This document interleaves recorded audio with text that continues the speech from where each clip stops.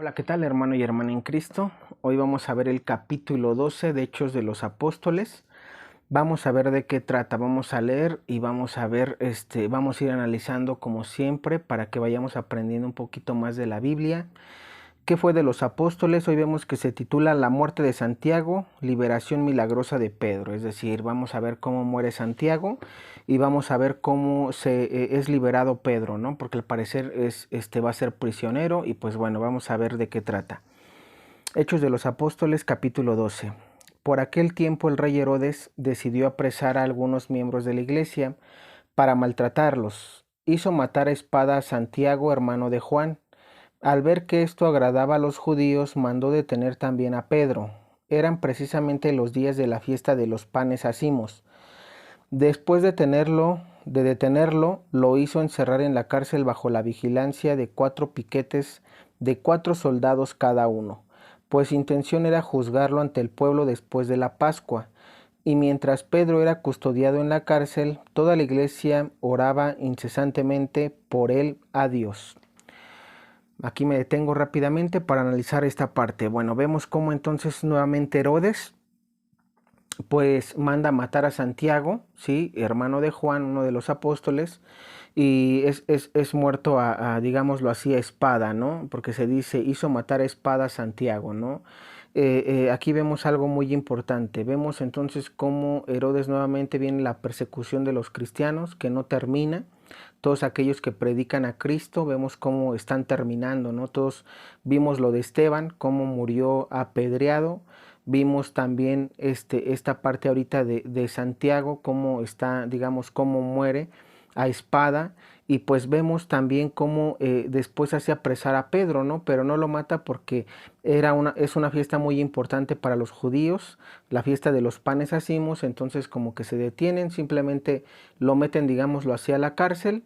Está custodiado por unos guardias y pues mientras eso pasa, vemos cómo la iglesia se entera, es decir, los demás apóstoles, los demás discípulos de Cristo se enteran de que Pedro está encerrado y vemos claramente cómo se dice que empiezan incesantemente a orar a Dios. ¿Por qué? Pues para que precisamente pues no le pasara nada, pudiera liberarse de las garras del mal, ¿no?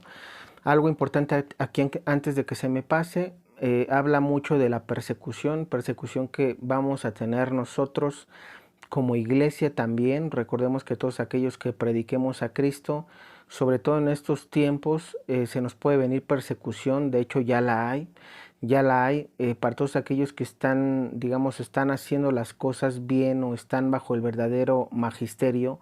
Se va a atacar mucho, o sea, puede pasarnos el día de mañana como a Santiago. Aquí la pregunta es eso, ¿no? Que debemos de preparar nuestra alma para el martirio, para ser mártires o para morir el día de mañana, porque no sabemos.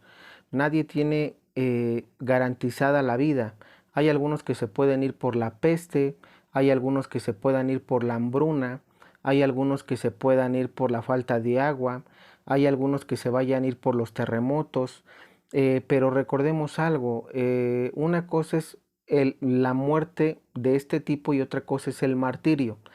El martirio se dice que es cuando tú predicas, mueres predicando a Cristo o mueres bajo un servicio a Cristo. En este caso vemos cómo Santiago pues era de los que predicaba, era uno de los apóstoles y precisamente por eso lo mandan a matar espada, es decir, él muere sirviéndole a Cristo. En los otros casos que te mencionaba, alguno puede decir, bueno, si yo muero en un terremoto o por hambre, pues realmente no, eso no quiere decir que estás muriendo por Cristo, simplemente llegaste a fallecer o a morir porque, pero porque sin un servicio, vaya, sin un servicio a Dios, que eso es lo que a mí me gustaría compartir, porque es importante que si el día de mañana alguien va a morir por todo esto, que no muera simplemente nada más por morir, que no muera que no te lleves las manos vacías ante Dios, que lo hagas ayudando a la gente, que lo hagas predicando, que lo hagas tal vez, tenemos el caso de lo que sucedió en Nigeria, si no mal recuerdo, en uno de ahí, de los, creo que sí era en África, ¿no? No recuerdo si era Nigeria o dónde fue, pero en el continente africano Vimos cómo el día de Pentecostés pues llegaron unas personas a balacear y murieron muchas personas. Pero ese tipo de personas podemos considerarlas mártires porque estaban orando, porque estaban como los discípulos, ¿no? Sirviendo al Señor a través de un servicio. Ellos fueron mártires. Para mí esas personas ya están en el cielo porque murieron en un servicio al Señor. No es como que los atropellaron o no es que te fuiste a una fiesta, regresaste tomado y te accidentaste o te diste un golpe en la cabeza por una diversión del mundo, sino al contrario, estuviste sirviéndole al Señor. Hemos visto, por ejemplo, aquí en México lo que ha pasado en Michoacán, ¿no? Creo que es en Michoacán con este padre al que golpearon, ¿no? Y profanaron el Santísimo, que si bien es cierto no murió, pero que de alguna manera está dándole gloria a Dios porque lo están atacando, algo está haciendo muy bien, que está siendo atacado por Satanás y las personas que se dejan controlar por este espíritu, ¿no? Porque finalmente, pues las personas son las que actúan, pero guiados bajo el espíritu malo, el espíritu de Satanás, de ese tercio de ángeles que cayó del cielo. Entonces vemos otro caso aquí en México, en el norte, donde también hubo muerte de sacerdotes por ayudar a una persona que venían persiguiendo. Entonces, si te das cuenta, ese tipo de personas, sacerdotes o laicos, mueren, pero mueren en el servicio de Dios, porque están haciendo lo que Dios quiere para la humanidad: la caridad, la ayuda al prójimo, la oración, la adoración, etcétera. Vimos, por ejemplo, no recuerdo, esta noticia fue de hace como 2 años en Francia, donde decapitaron creo que a un sacerdote y a algunos servidores también de una iglesia en Francia. Los decapitaron, es decir, o sea, los quitaron la cabeza. Entonces, este tipo de personas son las mártires. Hay que diferenciar el que mueras no siendo mártir y el que muera siendo mártir, solamente para aclararlo. Y repito, si el día de mañana llegamos a morir por todo esto, sobre todo nosotros que creemos, pues no muera sin nada, ¿no? Muere en el servicio, muere predicando a Dios, muere sobre todo en esto, ¿no? En el servicio al Señor. Bien, seguimos. Dice, llegado el día en el que Herodes iba a hacerlo comparecer, aquella misma noche Pedro estaba durmiendo entre 2 soldados, atado con 2 cadenas, y otros guardias custodiaban la puerta de la cárcel. De repente la celda se llenó de luz. Estaba el ángel del Señor. El ángel tocó a Pedro en el costado y lo despertó diciéndole, levántate enseguida. Y se le cayeron las cadenas de las manos. El ángel le dijo enseguida, ponte el cinturón y las sandalias. Así lo hizo, y el ángel agregó, ponte el manto y sígueme. Pedro salió tras él, no se daba cuenta de lo que estaba ocurriendo con el ángel, era realidad, y todo le parecían visiones. Pasaron la primera y la segunda guardia y llegaron a la puerta de hierro que estaba la ciudad, la cual se les abrió sola. Salieron y se metieron por un callejón y de repente lo dejó el ángel. Entonces Pedro volvió en sí y dijo, ahora no cabe duda. El Señor ha enviado a su ángel para rescatarme de las manos de Herodes y de todos los que proyectaban los judíos contra mí. Pedro se orientó y fue a casa de María, madre de Juan, llamado también Marcos, donde muchos estaban reunidos en oración. Llamó a la puerta y fue a atender una muchacha llamada Rodesa. Reconoció la voz de Pedro y fue tanta su alegría que en vez de abrir la puerta, entró corriendo a contar que Pedro estaba a la puerta. Los demás le dijeron, estás loca. Como ella seguía insistiendo, ellos dijeron, será su ángel. Pedro seguía llamando. Cuando abrieron y vieron que era él, se quedaron sin palabras. Les hizo señas con la mano pidiendo silencio y les contó cómo el Señor lo había sacado de la cárcel. Enseguida les dijo, comuniquen esto a Santiago y a los hermanos. Luego salió y se fue a otro lugar. Al amanecer no fue poco el alboroto entre los soldados que había pasado con Pedro. Herodes ordenó buscarlo y como no lo encontraron hizo procesar y ejecutar a los guardias. Después bajó de Judea a Cesarea y se quedó allí. Y pues bueno, aquí me detengo tantito, vamos a analizar esta parte, vemos cómo Pedro, después de que matan a Santiago, Pedro es encarcelado, vemos lo que mencionábamos, la fiesta de los panes hacimos, los judíos la tenían y no podían en ese momento juzgar a Pedro, él está con unos guardias, el ángel se aparece y precisamente lo libera, ¿no? Lo libera y lo lleva nuevamente, digamos, afuera, ¿sí? Un milagro, digámoslo así. Pedro pues se va nuevamente con los apóstoles donde estaban orando por él. Él llega allí, todos se sorprenden porque precisamente ven que Pedro está vivo, ven que regresó y que fue liberado. Pedro les cuenta cómo, es decir, les cuenta la historia que pues ya ahorita vemos aquí redactada. Y pues bueno, aquí cuál es el aprendizaje o la enseñanza, que podemos ver esto, ¿no? Es decir, cómo el Señor tiene un tiempo para cada uno de nosotros. El tiempo de Santiago, en este caso, pues había terminado, ¿no? Había terminado su trabajo, su labor en esta vida. Y pues tan es así que precisamente él muere a espada. Vemos cómo Pedro posiblemente pudo haber muerto igual que él, pero vemos aquí algo importante, esos tiempos que Dios tiene para cada uno de nosotros. Todavía no era tiempo de que Pedro muriera. Como no era todavía su tiempo, entonces vemos cómo hay un milagro, ¿no? El Señor puede actuar de esa misma manera con nosotros.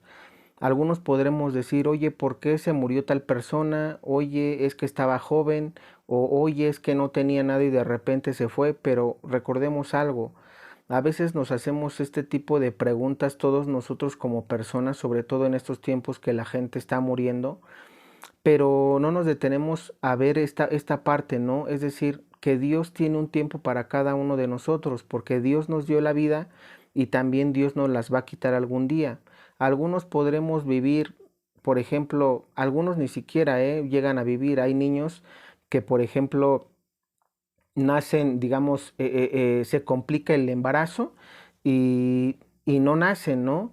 En algún momento, por ejemplo, hay niños que pueden morir al año de edad, a los meses, a los 2, a los 3, a los 10, a los 15, a los 20, a los 30, personas que llegan a vivir inclusive 100 años, ¿no? Entonces, para cada uno de nosotros Dios tiene una misión y Dios tiene también un tiempo de vida. Entonces, aquí la enseñanza es debemos de aprovechar ese tiempo que Dios nos da para que precisamente cuando lleguemos a su presencia no lleguemos con las manos vacías. No lleguemos diciéndole al Señor, pues, ¿qué te entrego, no? O sea, ¿qué le entregas al Señor? Cuando el Señor te pida cuentas, ¿qué le vas a decir? Es que no pude porque estuve trabajando, es que no pude porque tenía mis hijos, es que no pude porque me faltaba dinero, es que no pude porque, es decir, siempre va a haber el es que y el pero, ¿no?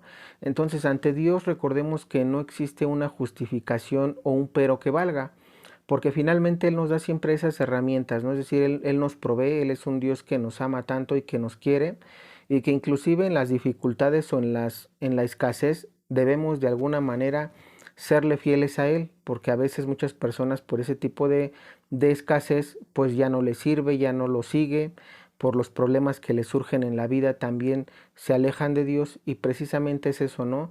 ¿Qué estás haciendo con el tiempo que Dios te está dando? ¿Lo vas a aprovechar para entregarle cuentas, para llevarle almas a su presencia y que el día de mañana no te pose como la parábola de los jóvenes, ¿no? Del administrador y de sus sirvientes, a los que el administrador les deja cierto dinero a cada uno de ellos y él se va, ¿no? Al regresar vemos cómo, si no mal recuerdo, fueron 3 administradores los que invirtieron y le entregaron un poquito más del doble y vemos cómo uno de ellos pues entierra el dinero, ¿no? Y le dice, es que yo lo enterré porque tenía miedo. Es decir, deja enterrado ese don, esa misión que Dios te da.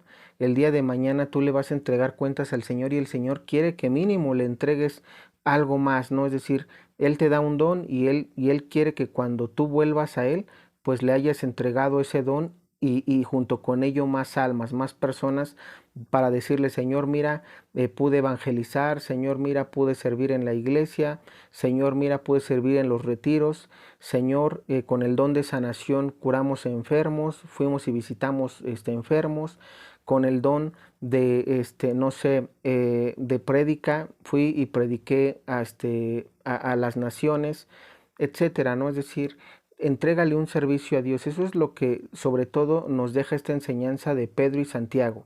Repito, uno muere y el otro, que iba a estar a punto de morir, pues es salvado por el ángel del Señor porque no era el momento de que muriera. Continuamos. Muerte de Herodes. Por aquel entonces Herodes estaba muy irritado con los ciudadanos de Tiro y de Sidón. De común acuerdo se presentaron ante él y después de ganarse a Blasto, tesorero del rey, buscaron una solución pacífica ya que su país dependía de Herodes para su abastecimiento. El día señalado, Herodes, vestido con el manto real, se sentó en la tribuna y les dirigió la palabra. Entonces el pueblo lo empezó a clamar. Esta es la voz de Dios, no de un hombre. Pero de repente lo hirió el ángel del Señor por no haber devuelto a Dios el honor y empezó a llenarse de gusanos que lo comían hasta que murió. Mientras tanto, la palabra de Dios crecía y se difundía. Bernabé y Saulo habían terminado su misión y se volvieron a Jerusalén. Traían con ellos a Juan, llamado también Marcos. Y pues bueno, aquí vemos esta parte última, donde vemos la muerte de Herodes. Este Herodes que mató a Santiago a espada, que mandó a matarlo a espada. Vemos cómo su muerte pues al final llega por no darle gloria a Dios, por las cosas que él hacía, es decir, él se vanagloriaba, él pensaba que él era, como él era el rey, pues bueno, todo honor y toda gloria era para él. Precisamente aquí vemos cómo por no darle gloria a Dios de las cosas que él hacía, cómo el ángel del Señor viene y digámoslo así, lo extermina, ¿no? Lo elimina. Algo muy importante porque cuántas veces a veces nosotros como personas, y aquí ya viene a veces también la otra parte, siendo servidores de Dios, a veces decimos, híjole, nos entra esta parte del egoísmo, de la soberbia, pecados capitales que no son buenos para el ser humano, donde decimos, es que yo soy el predicador, es que yo soy el que cura, es que yo soy el que habla en lenguas, es que yo soy el que hice tal milagro, es que yo y yo y yo. Y debemos precisamente este tipo de lenguaje eliminarlo porque caemos en la soberbia y en la vanagloria. ¿Por qué? Porque los dones que tenemos no es como que yo haya nacido y diga, ah, yo nací muy bueno, soy muy inteligente y yo nací así, porque simplemente, este, pues la naturaleza me lo dio. Muchas personas caen en eso, ¿no?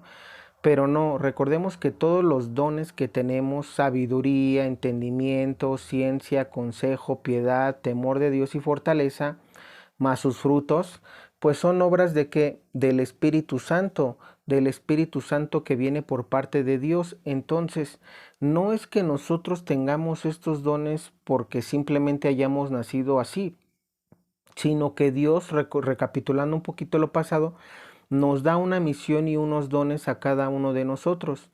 Y precisamente nosotros cada que, por ejemplo, se hace algo bueno, positivo, siempre el honor y la gloria es a Dios. ¿Sí? Precisamente, ¿por qué? Porque no nos vaya a pasar lo que le pasó a Herodes, que yo en un momento dado me olvide de que Dios me dio este don de, por ejemplo, predicar y que el día de mañana diga, no, es que yo soy el bueno, es que yo soy el que entiende la Biblia, es que yo soy el que entiende el catecismo de la iglesia y no hay nadie por arriba de mí y yo soy el más fregón y yo le enseño a los padres y yo le enseño a los cardenales y todo, o sea, no podemos caer, por dar un ejemplo, en este tipo de cosas. Y hablo para, por ejemplo, también todos los hermanos de renovación carismática que a veces tienen sus dones y que también a veces empieza la vanagloria, empiezan a decir que yo, e inclusive a veces empiezan a creerse más que los sacerdotes, ¿no? Entonces, aquí tenemos que tener mucho cuidado porque nos puede pasar lo que le pasó a Herodes, que por no darle gloria a Dios, pues el día de mañana tu vida va a terminar. ¿Por qué? Porque repito, esos dones no naciste con ellos, te los dio Dios, le pertenecen a Dios y uno simplemente los trabaja aquí en la tierra el tiempo que vivamos para que cuando lleguemos a Él le podamos dar precisamente regresar esos dones que Él nos dio y entregarle un poquito más, ¿no? Es decir, ¿qué hiciste con esos dones que yo te di? ¿Trajiste almas para mí? rescataste a tus hermanos, los corregiste, los ayudaste, los evangelizaste, los sanaste, los visitaste, los oíste, los escuchaste cuando estaban afligidos, los consolaste, le diste alguna palabra de consolación o qué hiciste. Entonces, vamos a tener aquí mucho cuidado con esto. Lo hablo sobre todo para los servidores, porque repito, en el servicio lo puedo yo compartir como testimonio. Sí se da eso.